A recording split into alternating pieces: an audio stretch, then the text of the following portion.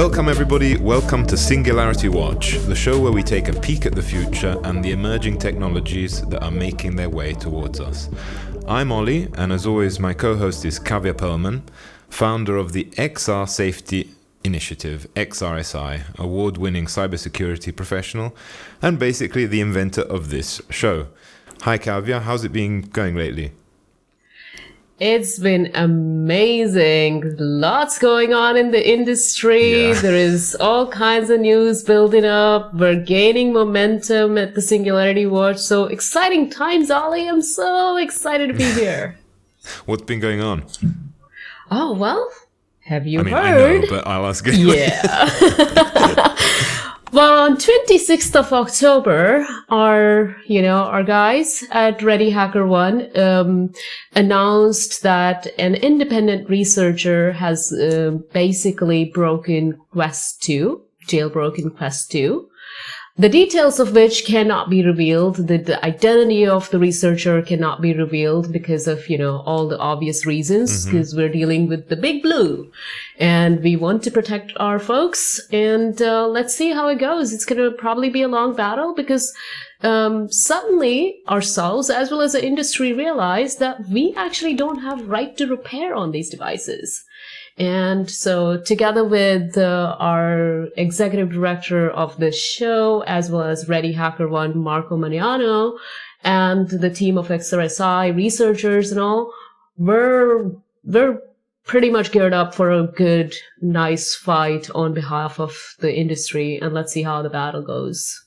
Awesome. So I think everyone wants to know more about that, but we'll be keeping everyone informed on that in the future. Totally. So our guest today is Dennis Bonilla. Is that right? How I pronounced it? I'm sorry if I'm asking you in the perfect. And he is the co-founder and chief technology officer of Baltu Studios, who take care, in their own words, of helping organizations transition to new technologies. So, for example, that would include workforce training in VR and AR, for example. But that's not all. It's not very often you get to speak to somebody who's worked as a NASA contractor. So, Dennis, I read that one of your tasks was to produce historic documents to inform the President Obama about the options for the future of U.S. Human space flight and the state of the space agency. What was your role exactly in that? Yeah, so I was basically like strategic communications.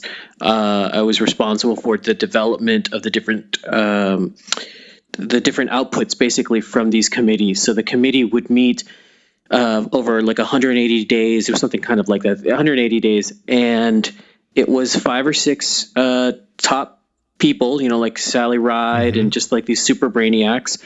And then my team would essentially compile and communicate what was occurring both in real time to the American public. Like we would be featured on CNN and things like that.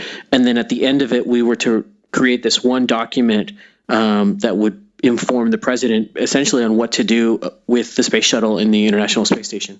Wow, that must have been amazing. It was pretty cool.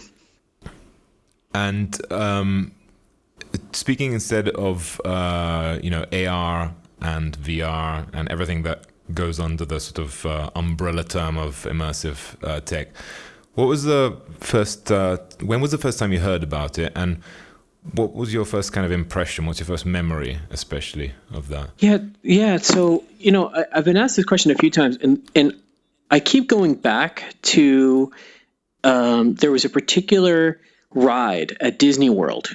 And I remember going when I was like 11 or 12, and it was called the Carousel of Progress.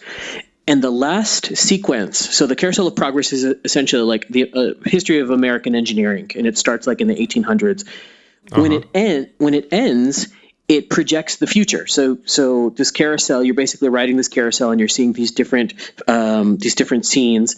In the final scene, it's happening probably like in the year 2000, right?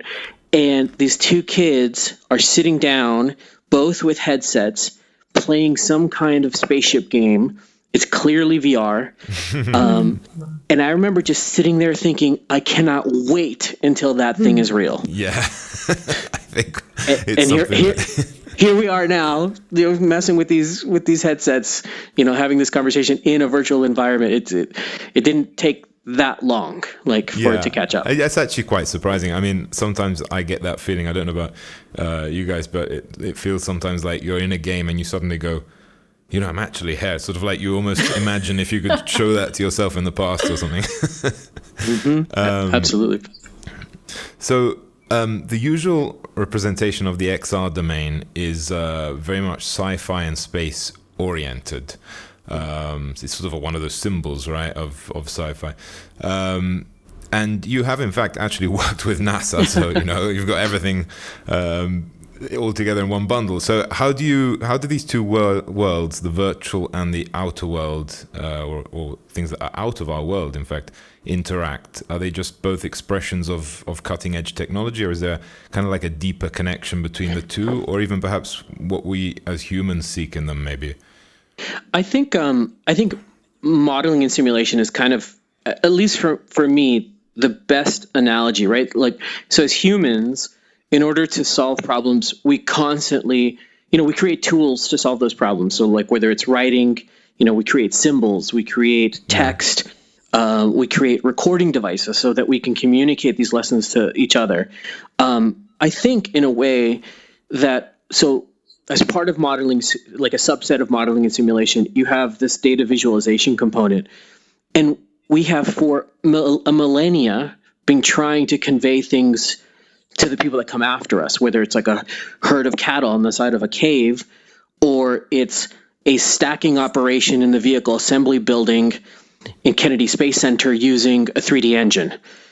And so that's, to me, kind of how they're all related. In my, the luxury that I've had, the very fortunate career that I've had, in my early 20s, really, I got exposed to how engineers ideally want to visualize what they're building. And so if you're about to make $1 billion stack, right? Like if you're about to make a machine that costs $1 billion and potentially is being driven by nuclear power. I mean, I don't know if you know this, but the Mars rovers are actually driven by nuclear power on Mars. And the last thing you want is to build a spacecraft that's going to blow up not only the multi-million-dollar device, but the rocket itself. So what I learned very early on was that the engineers ideally have a way of building these complex objects many, many, many years before you actually have to put, drills into anything. The other thing too is how do you even prepare a human being to work with a spacecraft or a space system that won't exist for another decade? So a lot of what they do also at NASA is just do training, right? They train the astronauts. And then as a subset of that, so all these really great ways of kind of visualizing and experiencing some kind of thing that doesn't exist for another 10 years or so. There's this one last one that I recently saw. So NASA now has something called the Hybrid Reality Laboratory. And what they've done is they have something like a Vive headset, and they used to train astronauts on these $1 million drills. But the thing is, you're not in space. So if somebody forgets and they drop the $1 million drill, it busts when it hits the ground.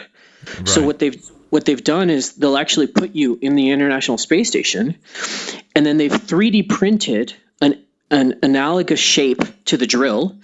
They have retrofitted that 3D printout with a little engine or a little motor, and they put a bunch of trackers on it. So when they hand it to you, and I've literally been through this thing, it's the coolest thing. They hand you a $1 million drill in VR. And you are literally drilling out things in the International Space Station. But when you take the headset off, it's like this janky kind of weighted 3D printout. But it saves them potentially dropping $1 million tool. That sounds like VR can basically be a tool for whenever you want to preview something. And I suppose that could be used for many other things that we don't really know about yet. Right. That's the great thing. I mean, that right now, look at us. We're actually on, I'm assuming, some kind of spacecraft, and who knows, somebody from the future could be looking at inspiration, what are and this happens all the time, right? We look at 1950s sci-fi and go, why don't we build that? Look at what the spaceships that SpaceX is building. I mean, they literally just ripping off the aesthetic of the 1950s. Yeah. Right. It reminds me of Neil deGrasse Tyson, where he made an episode where he would take us into the future and we'll move through the timeline, through different calendars, through the galaxy. So then we've got our own It's the same spaceship vibe here. Exactly. Yep, same vibe. Using our Singularity Watch to zoom out and zoom back in. Totally. Yeah, it's almost like we write our own we kind of end up influencing ourselves with our science fiction and our sort of ideas of what the future will be like. There's a whole theory on that about how different cultures take something like robots, and whereas the Japanese portray the robot as a sort of a friendly, a good presence, and in fact they have that type of robots now. Europeans traditionally see the robot as a big scary thing, and we've kind of, I mean, not that we're not using them for useful things, but we've kind of gone along two parallel paths on that.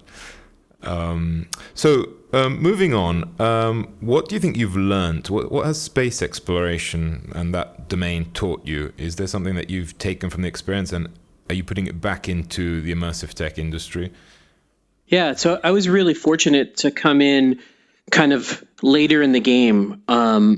If I had started in aerospace or been doing any kind of engineering during the 60s or 70s, it'd be much more monolithic, meaning that systems would be proprietary. But in the last couple decades, NASA has done a really good job of opening up their systems and making them more modular and extensible. And so kind of those are the two big words on my side, which is that modularity and extensibility.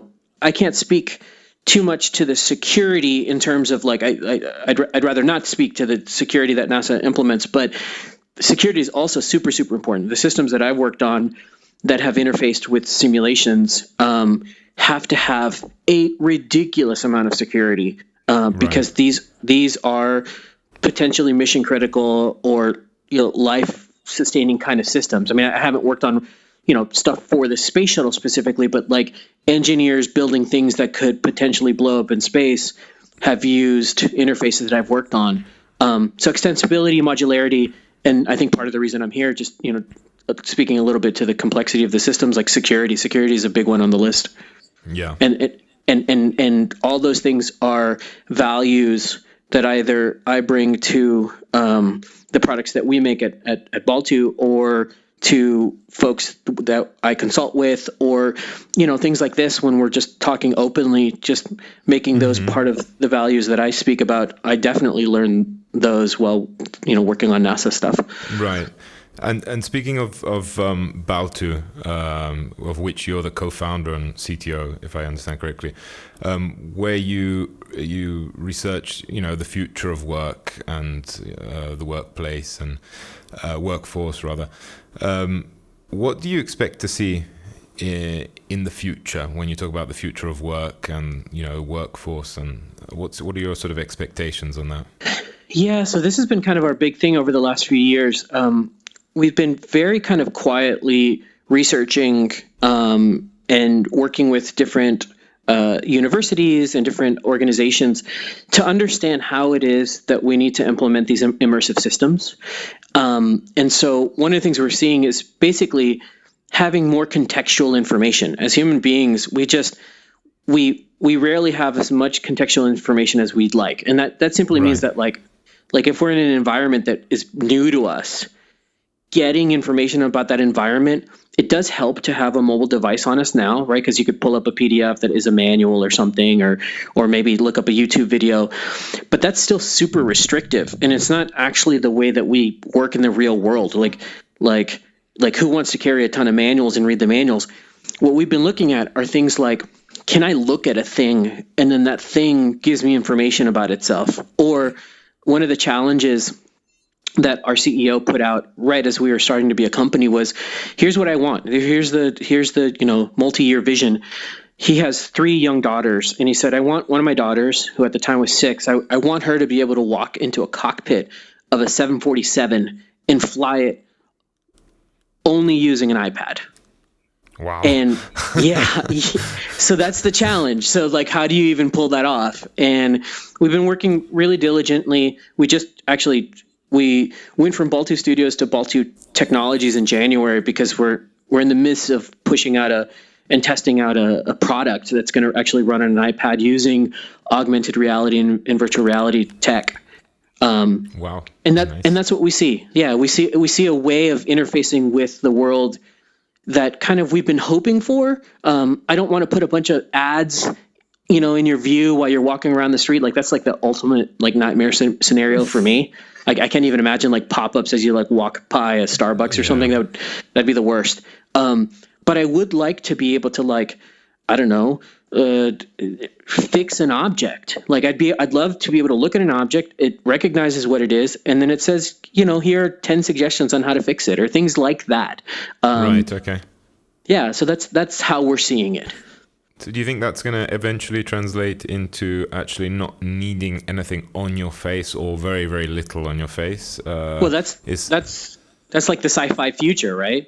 Like some contacts or like, yeah, exactly. Yeah, though that would be rad. I mean, like one of the things that has started to pop up recently is the use, and I've seen this. I was able to visit China and Japan last year, and specifically the Chinese middle class.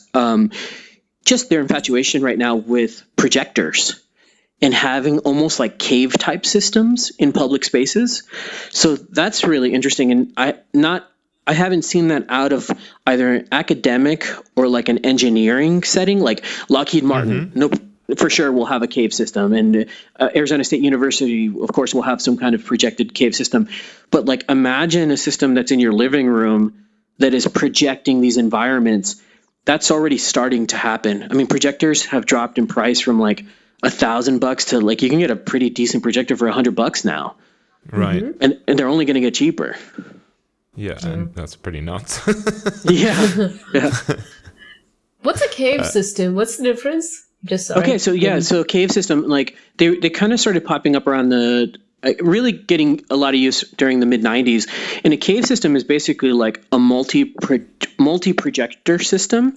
Imagine a box where one side of the wall is missing, and that's the side that you walk into. And then everything else is projection. So your brain actually thinks you're in that environment without being there. It's almost like if you made the headset the size of a room. Oh my God, you're talking about the holodeck. Yeah, the only thing is you can't touch anything, right? Like we need that force feedback glove. We need some kind of really cool interface to be able to actually feel the stuff that's in front of us. So we add the haptics and then we get the holodeck. Okay. Yeah, so pretty cool. close. Pretty close. I had seen that they were also working on some kind of method of creating some kind of resistance in airwaves or on air. I think it was to do with air compression, so that you would get the feeling of touch to some degree, but it was actually just the way the air was moving or something like that. There are like 3 of them I've seen. One is the kind of like a mechanical resistance, so it looks kind of weird. It almost looks like an auto pen, where your finger has like a cable or some kind of tether to it, and the tether tightens, creating resistance. So you can't actually bend your finger, so it feels like you're pressing on something. Wow. the other one I've seen is like a liquid-based one, and then, like you said, an air one, kind of giving you the sense that you're actually touching a thing. Wow. Yeah, on one hand, you want to sort of the future to come immediately, but then you think, I don't want to get older just to wait for this thing to come. Okay, so I also wanted to ask you, it's quite clear that you're very much an innovator beyond the shadow of a doubt. You partnered with XRSI in early 2020 to create a standard baseline for the XR industry. Some have claimed that, I'm going to cite them, standards are for losers and non-innovators. So how would you respond to that? Or, I mean, would you even bother, is sort of what my limbic system is telling me to say. How would you respond to that? And I can completely understand that, because like when we get infatuated or even start to fetishize the tech, we'd like to think that standards give us restrictions, right? Like, oh, it means that we can't do a lot of other things. And that's not actually the way that works. Like, when you think about standardization, you could have 10 labs making up 10 different standards for how to, I don't know, capture telemetry from a human being or something, some kind of complex data gathering or interface. And you'll end up with 10 different solutions, which is awesome. That's part of how you grow as an industry. But adoption doesn't begin to occur until you've got standardization. And so instead of having those 10 labs working over and over and over to do the same exact thing, you could literally say, this is how we're all going to do it. This is the guidance that we're going to provide, so that the next time we implement that system, we're doing it in such a way that we can either check that it's being done correctly, or we've got an extensible or modular system that all the other systems can speak to. Right. And that's what NASA's kind of evolved to. You know, they are really big on standards and understanding, like you don't want to be surprised by the kind of information you're getting back. You know, just because somebody built it in the UK or they built it in Italy shouldn't mean that it can't speak with a system that was built at JPL in California. And so standards gives you that. I will say, though, that I also understand, you know, the need to innovate and the need to break those standards from time to time. We're also this is a burgeoning industry. We've got a long, long way to go. And what intrigued me about XRSI specifically was the vision to see that there are there's a current lack of standardization around security specifically. And I think we've all seen what occurred in the last generation of applications, right? Where we're just bleeding out all kinds of really important, what I think is really, really personal data, and perhaps that we should have human rights toward, right? Like data that other people, just like HIPAA, we have HIPAA standardization in the United States around medical. Mm-hmm. Who's tracking this stuff? Who's making sure that this stuff isn't bleeding out to wherever, given the fact that we already know deepfake technology is at a place where a small sample could almost duplicate somebody's voice and, movement. Exactly. Right. Hey, so talk about surprise. I don't know if you remember, in fact, Marco, who's our executive director of the show, he talked about, and you and Marco had a panel where you guys had talked about how one of the spacecraft exploded because somebody forgot to translate between the metric system and the US system. It was it just blew my mind to hear that's the importance of standards. And in the current age, talk about COVID. We haven't standardized what is a COVID death. And that's kind of causing all sorts of misinformation and, lack of belief in what is real and what's not real. So, needless to say, standards are, I would say, not for losers. It literally belongs in innovation. So we could all have a common language and then begin to just, continue innovating. It's actually to enable safe innovation, would you say, Dennis? Yeah, I agree with that. I definitely agree with that.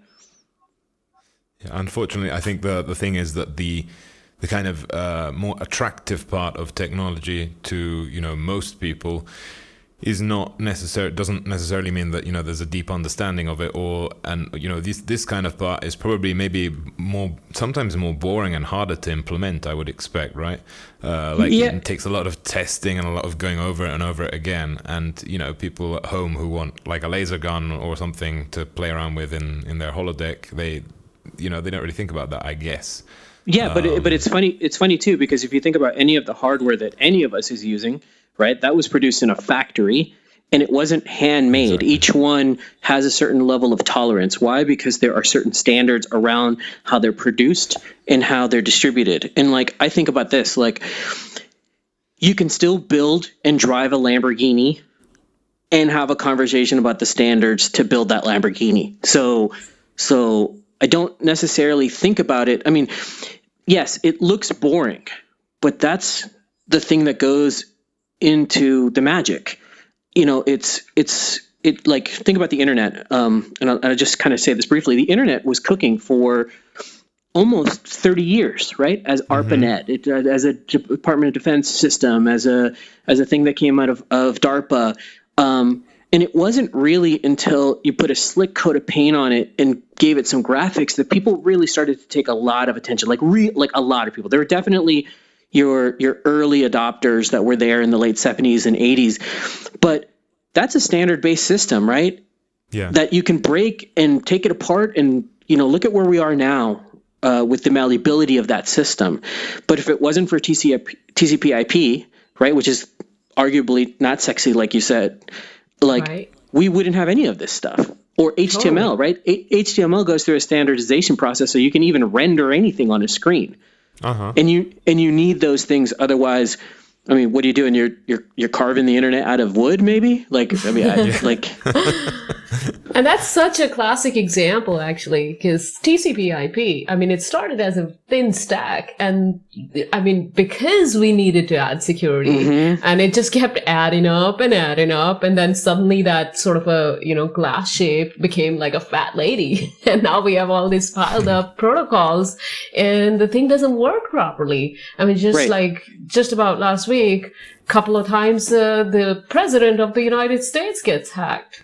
And, I mean, there was just all these federal agencies get hacked because we didn't think about these things in the beginning. Right. And that's why I'd have to say so important to keep baking these things within as we move towards these emerging immersive technologies. Yeah, I agree with that as well. So acting in advance. Last year, you starred in a car manufacturer commercial promoting Latinos in tech. From your point of view, are we moving in some way towards a more diverse and inclusive tech industry? I think the nice thing for me to say would be yes, because, arguably we have made some pretty significant advances. But, if we're talking somewhere and you want to know the inside skinny on how I feel about it, and is that we are horribly backward in the way that we diversify the idea of thought and kind of the state of diversity and inclusion in the tech industry specifically is pretty abhorrent. And it's I would say it's very disappointing. Given how many resources we have and how much power we have as an industry. And I think part of like what I try to do, right? I live in Phoenix, Arizona, just outside of Phoenix, Arizona. I used to live in DC, and there's tons of money in DC, and there's tons of ways to get to where you want to go. And there was never a problem giving somebody a call to have somebody host a thing or have all the resources you needed. It's a very different thing in Phoenix, Arizona, because it's looked at in a way, and this is really everywhere that isn't the coast. It's looked at as a place that isn't necessarily innovating or hasn't had the infrastructure to innovate in the past. What we did early on, our co-founders and a few friends, is we started hosting free workshops. So every second Wednesday of the month, we would host a 3-hour-long workshop on how to do something in AR or VR. And it was pretty crazy because people would show up and they would say, well, this is nuts. How much do I have to pay for this? It's like, no. The museum gave us a space for free. Bring your machines or we'll project it up on the screen and you can watch. And we've been going strong for almost 3.5 years. And now it's started to diversify. The thing that frustrated me the most, given that we live in Phoenix, is Latinos. There just no Latinos. There were no African Americans showing up. And part of my job and our co-founders, we have explicitly, as part of our company mission and just the way that we work, have said we want to be as community driven and as inclusive as possible. I've gotten to work with, the big companies, like the ones, like Facebook and Google and Apple. Like I've actually, gone to their headquarters and have conversations with them. And I understand that these are gigantic organizations, and gigantic organizations typically move very slowly, but I would love to see some kind of advertising initiative on all their parts to say, here's what we're going to do to change things. Like, things are not okay as they are. This is a 2, 3, 5-year initiative, and we won't stop banging on this drum that there should be a greater diversity of thought from both men and women across a variety of races, across a variety of economic, across the economic spectrum. Because it's going to take leadership like that. As a small company, I can only affect so many people, but imagine an Apple having an ad, and they have to do more than just the ad, but say, like, we are now looking for a diversity of voices. You don't necessarily have to have a degree. I will say this. I don't talk about it very publicly. I don't have a degree. I got to work at NASA and build data visualization systems without one. I was very, very fortunate to have the support that I did. I know for a fact that had I not, as a Latino, reaching the upper tiers of, NASA, like, that was absolutely like I said before, a luxury and something I was very, very fortunate to have had. I would say I wouldn't be here if not for that support. Yeah. It is so great to hear that, Dennis, and congratulations. Because, you are an inspiration to so many of us who are kind of, feel like different and are minority. And so it's really remarkable to see you rise up. And thank you for sharing that even without a degree, anything is possible if you have the drive, the passion. And sometimes it does come down to timing and opportunity. Right. But at least those exist nowadays. One thing I wanted to ask you is in May 2020, we put out Cyber XR Coalition, which is our diversity and inclusion arm. We put out an immersive standard, technology standards for inclusion, for ethics, safety, and child safety, etc. And that's where we started to really drill down to, what does diversity and inclusion mean for immersive technology? I'll give you a simple example, at least for me personally. You see the avatar I'm wearing, just in the last episode, I didn't have the luxury of this avatar to be able to represent myself the way I chose to be. And so I placed a request, and thank you, Allspace VR. You guys are awesome. That's and awesome. Finally, I have this avatar, which, by the way, in Web 2.0 era, when somebody, and a 16-year-old girl from Saudi Arabia, she wanted to represent herself in terms of emoji, and she had to, petition and draw all these emoji icons, and then had to wait for months. Things are sort of rapid, moving fast, but what does it mean for immersive technologies and these environments to be diverse and inclusive? I just want to hear from you, what could we be doing better? Yeah, no, that's a huge question. That's a really great question. Interesting that you bring up the avatars. I spent quite a bit of time even trying to get the skin tone right, and it's okay, but it's not exactly representative of what I look like. That's one minor little thing that goes a long way, right? If I need it to look like me, or if I want to show other people that it's okay to look like me, I want to dial it in as close as possible to the real me. And I'm really happy to hear that they actually they accommodated the request and put in some new features. That rarely happens. That's one of the things that I'm talking about, where it'll take a very, very long time to get what feels like a very small thing.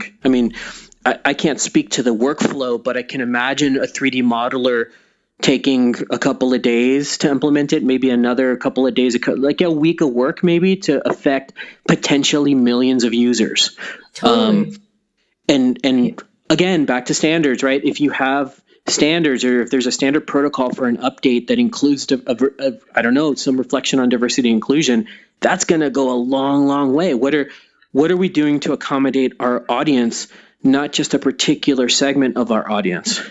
Yeah, especially in an app where everything is about, meeting and talking, because if it was like a video game where, okay, that's the story, your character's this one, that would be one thing. But if it's in sort of an app like this where you get to choose and customize yourself, it's all the more important. So yeah, I understand that. Mm-hmm. And something that we ask everyone, all right, and everybody says something completely different, and usually very interesting to see the different responses. At the end of each episode, we ask our guests what the word singularity means to them, because as it's the name of the show, obviously. So does it mean anything to you? If so, what? And do you think we'll ever reach one in the foreseeable future? Yeah, I reflected on this one for a bit.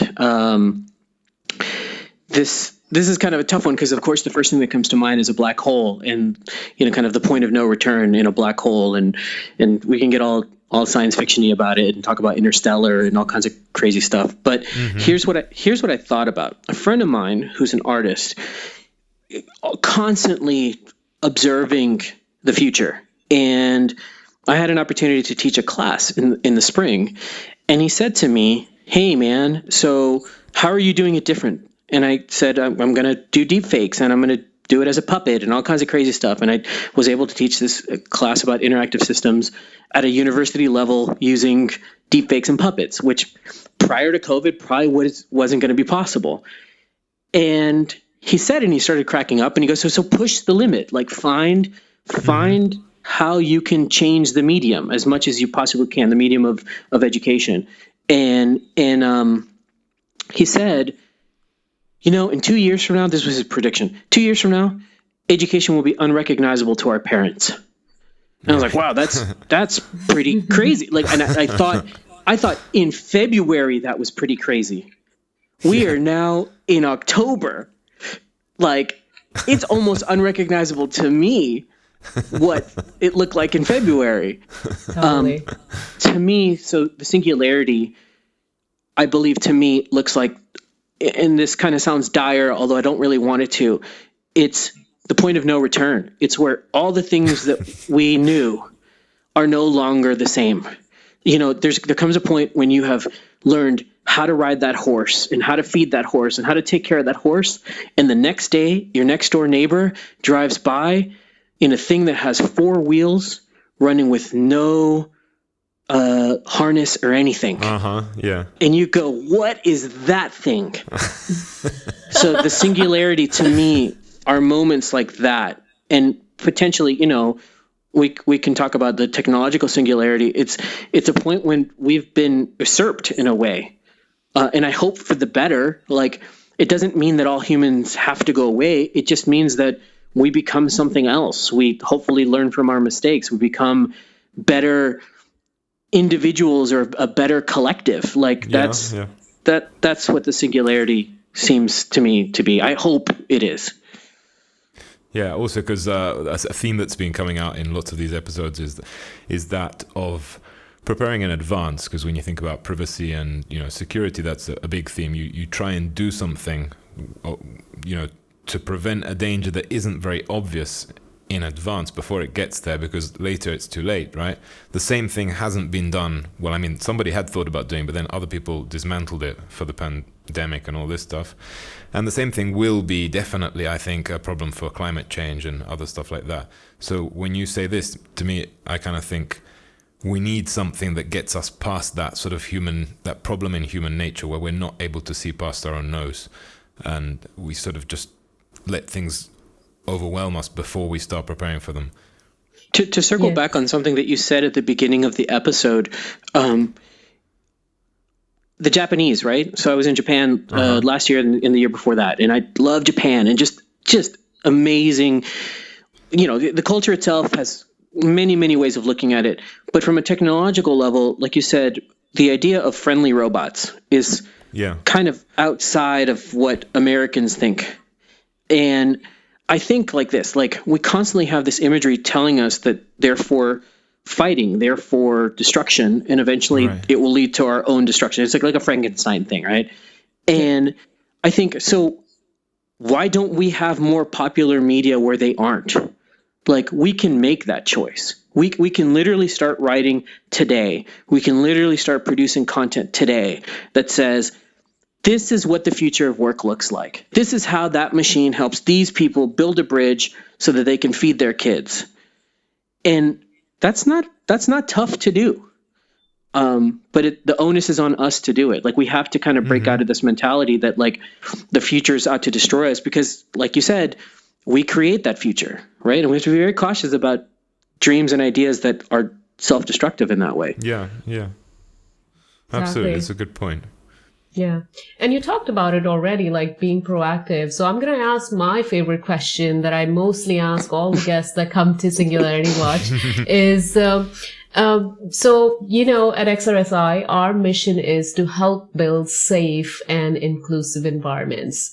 So just from your perspective, and for the sake of my team's knowledge, scientifically, factually, and just from the risk perspective, what could we be doing today to prevent something like a dystopia type of thing happening in the future? Of course, you hinted at standards. I mean, just if you could elaborate and take a stab at like what all, lessons do we need to bake in? What can we do today to make a better, more safer and inclusive future tomorrow?